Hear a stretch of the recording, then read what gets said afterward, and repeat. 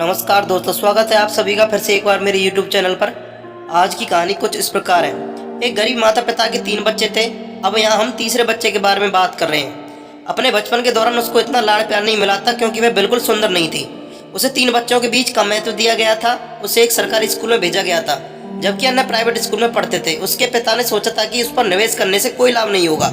उसकी माँ भी उसकी कुछ खास देखभाल नहीं करती थी। उसकी बातों पर कोई खास ध्यान नहीं दिया जाता था। उसके भाई बहन भी उससे ज़्यादा बात नहीं करते थे। उसने ग्रेजुएशन में अच्छे नंबर से बीकॉम पास किया था। फिर भी वह खुश नहीं थी क्योंकि उसकी सफलता की सराहना करने के लिए कोई नहीं था। इन सब को सोच सोच कर उसकी बहुत सारी रातों की नींद हराम हो गई थी और वह हमेशा उदास रहने लगी क्योंकि उसके अपने घर में घरेलू हिंसा हो रहा था। 23 साल की उम्र होते ही उसकी शादी की बात चलने लगी। उसने कभी भी एक सुंदर लड़के से शादी करने का विचार नहीं किया, लेकिन वह उस व्यक्ति से शादी करना चाहती थी जो उसे समझता हो और उसका सम्मान करता हो। जब वह अपनी बेटी के लिए लड़की की तलाश कर रहे थे, उसी दौरान उसके पिता को एक रिश्तेदार ने लड़के के बारे में बताया। उसके पिता ने एक भी दिन खराब किए बिना दूल्हे के घर पहुंच गए शादी की बात करने के लिए। दूल्हे की मां ने अपने बेटे के संबंध के बारे में उसके पिता को बताया कि उसने हमारी मंजूरी के बिना दूसरी जाति की लड़की से शादी कर ली है, पर अब हम चाहते हैं कि मेरा बेटा हमारी जाति की लड़की से शादी करे। उस क्रूर पिता ने अपनी बेटी के भविष्य के बारे में एक बार भी सोचे बिना तुरंत उनके प्रस्ताव पर सहमत हो गए और उसके पिता ने दूल्हे के संबंध के बारे में किसी को नहीं बताया। वह बहुत खुश थी और सोचती थी कि वह जैसा लड़का चाहती थी वैसे ही व्यक्ति से शादी कर रही है, लेकिन उसने कभी नहीं सोचा था कि उसके सपने एक दिन मिट जाएंगे। शादी के कुछ समय के बाद उसे अपने पति के बारे में पता चला।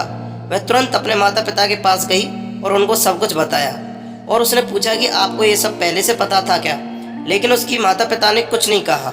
वह निराश होकर ससुराल वापस आ गई। उसका पति बहुत शराब पीता था और हर रोज शराब पीकर घर आता और उसको बहुत मारता और गालियां देता था। कभी कभी उसके साथ जबरदस्ती करता था। कुछ समय के बाद उसने एक बच्चे का जन्म दिया। उसने लाख कोशिश की कि उसका पति सुधर जाए, शराब पीना कम कर दे, पर ऐसा हो न सका। वह अपने पति की हरकतें अपने बच्चे के खातिर झेलती रही। एक दिन उसका पति शराब पीकर घर आया और बच्चे पर हाथ उठा दिया। यह बात उसको बर्दाश्त नहीं हुई। उसने निश्चय किया कि वह अब इससे दूर चली जाएगी और एक अच्छी परवरिश और अच्छे संस्कार देगी और अपने बच्चे का पालन पोषण करेगी। वह नहीं चाहती थी कि इन सब चीज़ों का जरा भी असर उसके बच्चे पर पड़े। उसके सामने सबसे बड़ी समस्या यह थी कि वह कैसे इन सब चीज़ों से दूर जाए, क्योंकि उसको न तो ससुराल वालों का सपोर्ट था, न ही मायके वालों का।